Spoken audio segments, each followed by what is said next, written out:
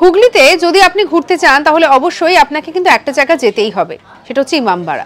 আসলে হুগলির আনাচে কানাচে যেমন বিভিন্ন স্মৃতি বিভিন্ন কিছু জড়িয়ে রয়েছে, তেমনই রয়েছে ইমামবাড়া। তাই অবশ্যই হুগলির ঐতিহ্যবাহী সৌধগুলো বা জায়গাগুলোর মধ্যে অন্যতম দর্শনীয় স্থান হচ্ছে ইমামবাড়া। তবে ইমামবাড়া নিয়ে আজকে যখন বলছি, আজকে আপনাদেরকে বলবো সেখানকার একটি ঘড়ির কথা। এই ইমামবাড়া যখন থেকে তৈরি হয়েছিল এবং বর্তমানেও এই ঘড়িটি কিন্তু তার সৌন্দর্য বৃদ্ধি করে চলেছে। এই ঘড়িটি মূল প্রবেশপথের দুটি টাওয়ারের মাঝখানে স্থাপন করা হয় এবং সেখানে অবস্থিত এই ঘড়িটি এতটাই উঁচু জায়গায় রয়েছে, যদি সেখানে পৌঁছতে হয় তাহলে নাকি কমপক্ষে 152টা সিঁড়ি টপকে তারপরে গিয়ে পৌঁছতে হয়। 150 ফুট উচ্চতায় নাকি সেখানে টাওয়ারে অবস্থিত হচ্ছে এই ঘড়িটি।